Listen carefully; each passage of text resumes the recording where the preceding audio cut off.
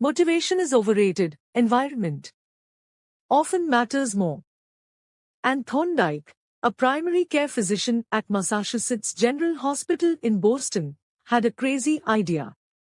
She believed she could improve the eating habits of thousands of hospital staff and visitors without changing their willpower or motivation in the slightest way. In fact, she didn't plan on talking to them at all. Thorndike and her colleagues designed a 6-month study to alter the choice architecture of the hospital cafeteria. They started by changing how drinks were arranged in the room. Originally, the refrigerators located next to the cash registers in the cafeteria were filled with only soda. The researchers added water as an option to each one. Additionally, they placed baskets of bottled water next to the food stations throughout the room. Soda was still in the primary refrigerators, but water was now available at all drink locations. Over the next 3 months, the number of soda sales at the hospital dropped by 11.4%. Meanwhile, sales of bottled water increased by 25.8%. They made similar adjustments and saw similar results with the food in the cafeteria. Nobody had said a word to anyone eating there. People often choose products not because of what they are, but because of where they are. If I walk into the kitchen and see a plate of cookies on the counter, I'll pick up half a dozen and start eating, even if I hadn't been thinking about them beforehand and didn't necessarily feel hungry. If the communal table at the office is always filled with donuts and bagels, it's going to be hard not to grab one every now and then. Your habits change depending on the room you are in and the cues in front of you. Environment is the invisible hand that shapes human behavior. Despite our unique personalities, certain behaviors tend to arise again and again under certain environmental conditions. In church, people tend to talk in whispers. On a dark street, people act wary and guarded. In this way, the most common form of change is not internal, but external. We are changed by the world around us. Every habit is context-dependent. In 1936, psychologist Kurt Lewin wrote a simple equation that makes a powerful statement: behavior is a function of the person in their environment. It didn't take long for Lewin's equation to be tested in business. In 1952, the economist Hawkins Stern described a phenomenon he called suggestion impulse buying, which is triggered when a shopper sees a product for the first time and visualizes a need for it. In other words, customers will occasionally buy products not because they want them but because of how they are presented to them. For example, items at eye level tend to be purchased more than those down near the floor. For this reason, you'll find expensive brand names featured in easy-to-reach locations on store shelves because they drive the most profit, while cheaper alternatives are tucked away in harder-to-reach spots. The same goes for end caps, which are the units at the end of aisles. End caps are money-making machines for retailers because they are obvious locations that encounter a lot of foot traffic. For example, 45% of Coca-Cola sales come specifically from end-of-the-aisle racks. The more obviously available a product or service is, the more likely you are to try it. People drink Bud Light because it is in every bar and visit Starbucks because it is on every corner. We like to think that we are in control. If we choose water over soda, we assume it is because we wanted to do so. The truth, however, is that many of the actions we take each day are shaped not by purposeful drive and choice but by the most obvious option. Every living being has its own methods for sensing and understanding the world. Eagles have remarkable long-distance vision. Snakes can smell by tasting the air with their highly sensitive tongues. Sharks can detect small amounts of electricity and vibrations in the water caused by nearby fish. Even bacteria have chemoreceptors, tiny sensory cells that allow them to detect toxic chemicals in their environment. In humans, perception is directed by the sensory nervous system. We perceive the world through sight, sound, smell, touch, and taste. But we also have other ways of sensing stimuli. Some are conscious, but many are non-conscious. For instance, you can notice when the temperature drops before a storm, or when the pain in your gut rises during a stomachache, or when you fall off balance while walking on rocky ground. Receptors in your body pick up on a wide range of internal stimuli, such as the amount of salt in your blood or the need to drink when thirsty. The most powerful of all human sensory abilities, however, is vision. The human body has about 11 million sensory receptors. Approximately 10 million of those are dedicated to sight. Some experts estimate that half of the brain's resources are used on vision. Given that we are more dependent on vision than on any other sense, it should come as no surprise that visual cues are the greatest catalyst of our behavior. For this reason, a small change in what you see can lead to a big shift in what you do. As a result, you can imagine how important it is to live and work in environments that are filled with productive cues and devoid of unproductive ones. Thankfully, there is good news in this respect. You don't have to be the victim of your environment. You can also be the architect of it. How to design your environment for success? During the energy crisis and oil embargo of the 1970s, Dutch researchers began to pay close attention to the country's energy usage. In one suburb near Amsterdam, they found that some homeowners used 30% less energy than their neighbors, despite the homes being of similar size and getting electricity for the same price. It turned out the houses in this neighborhood were nearly identical except for one feature: the location of the electrical meter. Some had one in the basement. Others had the electrical meter upstairs in the main hallway. As you may guess, the homes with the meters located in the main hallway used less electricity. When their energy use was obvious and easy to track, people changed their behavior. Every habit is initiated by a cue, and we are more likely to notice cues that stand out. Unfortunately, the environments where we live and work often make it easy not to do certain actions because there is no obvious cue to trigger the behavior. It's easy not to practice the guitar when it's tucked away in the closet. It's easy not to read a book when the bookshelf is in the corner of the guest room. It's easy not to take your vitamins when they are out of sight in the pantry. When the cues that spark a habit are subtle or hidden, they are easy to ignore. By comparison, creating obvious visual cues can draw your attention toward a desired habit. In the early 1990s, the cleaning staff at Schiphol Airport in Amsterdam installed a small sticker that looked like a fly near the center of each urinal. Apparently, when men stepped up to the urinals, they aimed for what they thought was a bug. The stickers improved their aim and significantly reduced spillage around the urinals. Further analysis determined that the stickers cut bathroom cleaning costs by 8% per year. I've experienced the power of obvious cues in my own life. I used to buy apples from the store, put them in the crisper in the bottom of the refrigerator, and forget all about them. By the time I remembered, the apples would have gone bad. I never saw them, so I never ate them. Eventually, I took my own advice and redesigned my environment. I bought a large display bowl and placed it in the middle of the kitchen counter. The next time I bought apples, that was where they went, out in the open where I could see them. Almost like magic, I began eating a few apples each day simply because they were obvious rather than out of sight.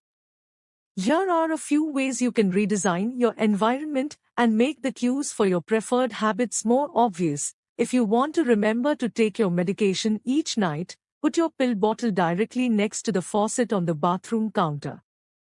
If you want to practice guitar more frequently, place your guitar stand in the middle of the living room. If you want to remember to send more thank you notes, keep a stack of stationery on your desk. If you want to drink more water, fill up a few water bottles each morning and place them in common locations around the house. If you want to make a habit a big part of your life, make the cue a big part of your environment. The most persistent behaviors usually have multiple cues. Consider how many different ways a smoker could be prompted to pull out a cigarette, driving in the car, seeing a friend smoke, feeling stressed at work, and so on. The same strategy can be employed for good habits. By sprinkling triggers throughout your surroundings, you increase the odds that you'll think about your habit throughout the day. Make sure the best choice is the most obvious one. Making a better decision is easy and natural when the cues for good habits are right in front of you. Environment design is powerful not only because it influences how we engage with the world but also because we rarely do it. Most people live in a world others have created for them. But you can alter the spaces where you live and work to increase your exposure to positive cues and reduce your exposure to negative ones. Environment design allows you to take back control and become the architect of your life. Be the designer of your world and not merely the consumer of it. The context is the cue. The cues that trigger a habit can start out very specific, but over time your habits become associated not with a single trigger but with the entire context surrounding the behavior. For example, many people drink more in social situations than they would ever drink alone. The trigger is rarely a single cue, but rather the whole situation: watching your friends order drinks, hearing the music at the bar, seeing the beers on tap. We mentally assign our habits to the locations in which they occur: the home, the office, the gym. Each location develops a connection to certain habits and routines. You establish a particular relationship with the objects on your desk, the items on your kitchen counter, the things in your bedroom. Our behavior is not defined by the objects in the environment but by our relationship to them. In fact, this is a useful way to think about the influence of the environment on your behavior. Stop thinking about your environment as filled with objects. Start thinking about it as filled with relationships. Think in terms of how you interact with the spaces around you. For one person, her couch is the place where she reads for an hour each night. For someone else, the couch is where he watches television and eats a ball of ice cream after work. Different people can have different memories and thus different habits associated with the same place. The good news? You can train yourself to link a particular habit with a particular context. In one study, scientists instructed insomniacs to get into bed only If they when they couldn't were fall tired. asleep, They were told to sit in a different room until they became sleepy. Over time, subjects began to associate the context of their bed with the action of sleeping, and it became easier to quickly fall asleep when they climbed in bed. Their brains learned that sleeping, not browsing on their phones, not watching television, not staring at the clock, was the only action that happened in that room. The power of context also reveals an important strategy. Habits can be easier to change in a new environment. It helps to escape the subtle triggers and cues that nudge you toward your current habits.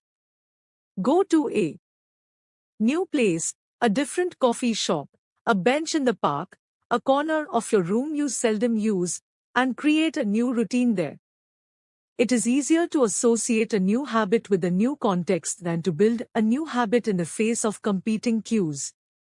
It can be difficult to go to bed early if you watch television in your bedroom each night. It can be hard to study in the living room without getting distracted if that's where you always play video games. But when you step outside your normal environment, you leave your behavioral biases behind. You aren't battling old environmental cues, which allows new habits to form without interruption. Want to think more creatively?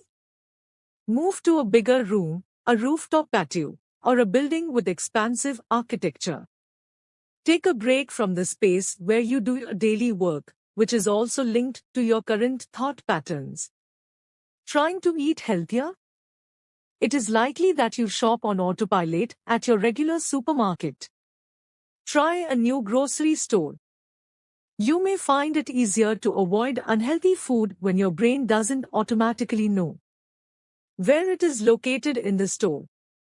When you can't manage to get to an entirely new environment, redefine or rearrange your current one.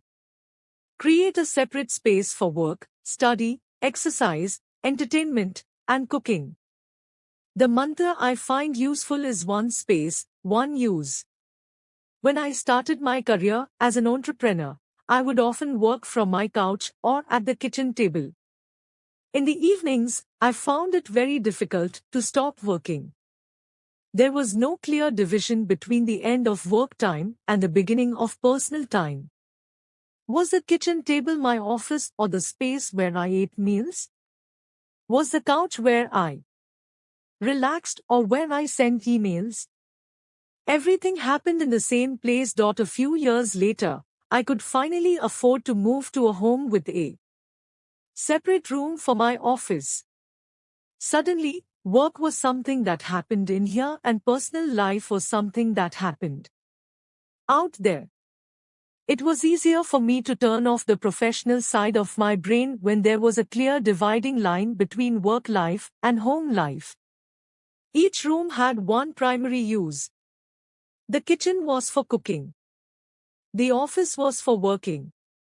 Whenever possible, avoid mixing the context of one habit with another. When you start mixing contexts, you'll start mixing habits, and the easier ones will usually win out. This is one reason why the versatility of modern technology is both a strength and a weakness. You can use your phone for all sorts of tasks, which makes it a powerful device. But when you can use your phone to do nearly anything, it becomes hard to associate it with one task. You want to be productive, but you're also conditioned to browse social media, check email, and play video games whenever you open your phone. It's a mishmash of cues. You may be thinking, you don't understand. I live in New York City. My apartment is the size of a smartphone. I need each room to play multiple roles. Fair enough. If your space is limited, divide your room into activity zones, a chair for reading, a desk for writing, a table for eating. You can do the same with your digital spaces. I know a writer who uses his computer only for writing, his tablet only for reading, and his phone only for social media and texting. Every habit should have a home. If you can manage to stick with this strategy, each context will become associated with a particular habit and mode of thought. Habits thrive under predictable circumstances like these. Focus comes automatically when you are sitting at your work desk. Relaxation is easier when you are in a space designed for that purpose. Sleep comes quickly when it is the only thing that happens in your bedroom. If you want behaviors that are stable and predictable, you need an environment that is stable and predictable. A stable environment where everything has a place and a purpose is an environment where habits can easily form. Chapter Summary. Small changes in context can lead to large changes in behavior over time. Every habit is initiated by a cue. We are more likely to notice cues that stand out. Make the cues of good habits obvious in your environment. Gradually, your habits become associated not with a single trigger but with the entire context surrounding the behavior. The context becomes the cue. It is easier to build new habits in a new environment because you are not fighting against old cues.